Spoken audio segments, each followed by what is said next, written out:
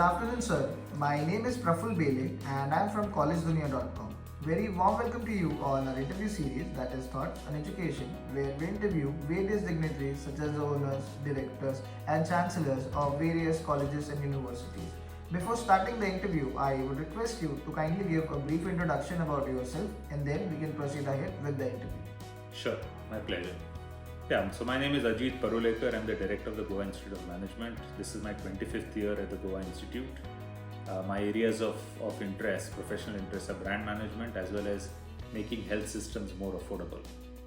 I used to work in the industry prior to coming to the Goa Institute of Management.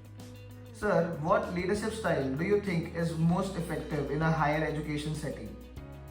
So higher education, unlike most of other industries or sectors, is a sector that has a lot of intellectuals. So when you have faculty, you need a leadership style where you allow them to really be innovative, think loudly. It cannot be people who are restricted by all the time, targets, and you kind of have a work plan that's pushed for them. There's a lot of independence that's required in academia. That's what's going to bring in innovation, that's bring in top quality research, that will bring in great quality of teaching. How would you foster a culture of innovation and excellence within the college? So, as I just said, that faculty are at the center of any academic institution. Therefore, bringing in the best quality faculty, that's one.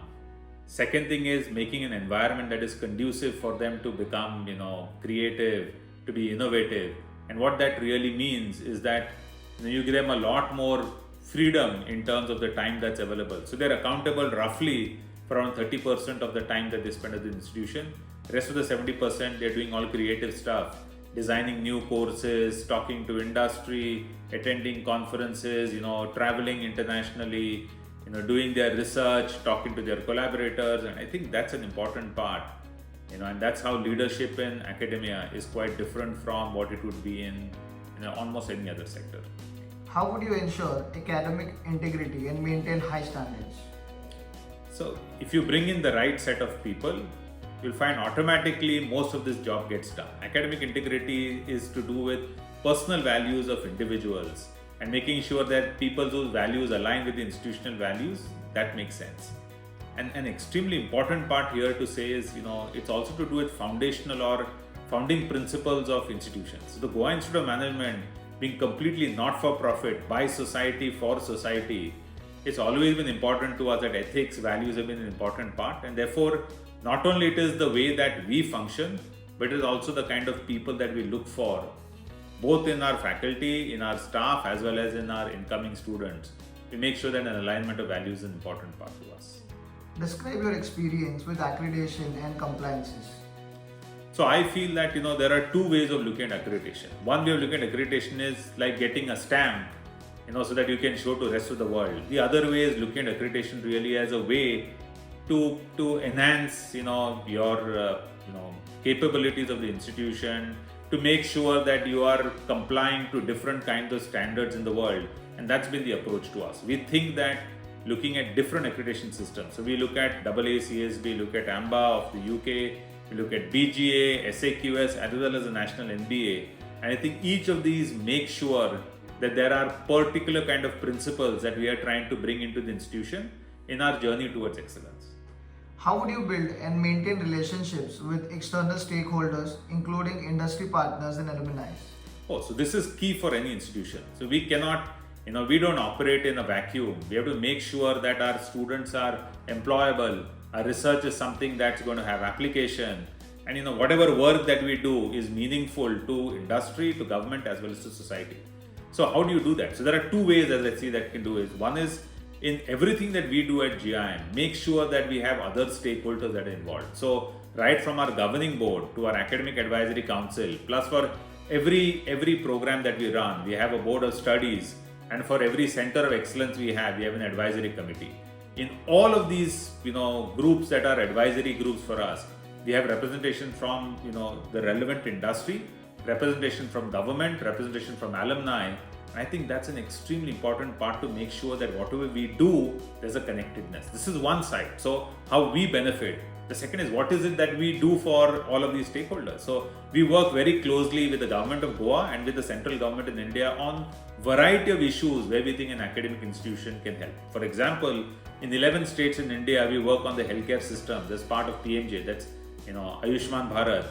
We work with industry on, so we have an executive education center here where we are running programs all through the year for a variety of different industries.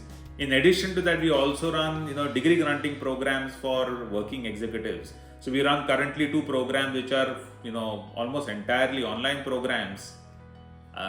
We do sponsored research which are for different kinds of stakeholders, and lastly we have a very strong community engagement program called as the Give Goa initiative. So through all of these, we find that there's a very symbiotic relationship that we have with recruiters, with government agencies, with industry, with NGOs, with the social sector, all of these. How would you promote diversity, equity, and inclusion within the college? So we are an equal opportunity employer. That's one part, and therefore if you look at on our faculty, on our staff, you will find representation of people from different religions, different states, different gender, sexual orientation. We think it's important to be able to bring that diversity. Interestingly, almost 20 years back, we are possibly the first business school in the country who chose to look at diversity in admissions. Therefore, when you're looking at admissions, we are making sure that we are looking for diversity in terms of educational background. We have students who come from almost every single state in the country to GIM. Almost every religion is represented in our student population. And this is something that we're the first ones to do in the country. I think now, a lot of other business schools also see that the value of diversity in a classroom, and therefore they encourage that diversity in classroom. Having said that, there are 2 areas where we see areas of improvement. We don't have as many full-time international students, but we do think it's important with the fact that almost all our students who pass out, they get into global careers. Therefore, it's important that in their education also you have students from different parts of the world. Part of that we do by having international immersion. So students go to a variety of different countries, spend roughly 2 to 3 weeks there working on projects. So that's one part where diversity I think we can improve. The other is persons with disability. There are only some disabilities where our educational system is able to kind of cater to, and there are some others where we are trying to work with the Disabilities Commission to try and see that we can have learning materials that can cater to people with different kinds of disabilities. So it's not about GIM alone, it's about the overall ecosystem on textbooks, on learning materials, cases and stuff like that, which need to be developed, which is a place which is I think work in progress for us. So any suggestions you would like to give to the current youth or the aspiring students? Yes, of course. So I think one of the most important things for students is to know what are you passionate about. They shouldn't be going to business school only because they want a job. It's important that they get a job. I understand it's important to get a salary and to get all the perks that come with it. But it's extremely important to be driven, to be able to know what is it that you're really passionate about. What else can you contribute to this fabulous nation of ours? And I think that's really the message that I'd like to give to the next generation. Sir, it was really great to meet you and to listen to your views on an interview series that is Thoughts on Education. I thank you on behalf of the College Dunia team, and we wish you all the very best for your future endeavors. Thank you. Thank you, sir.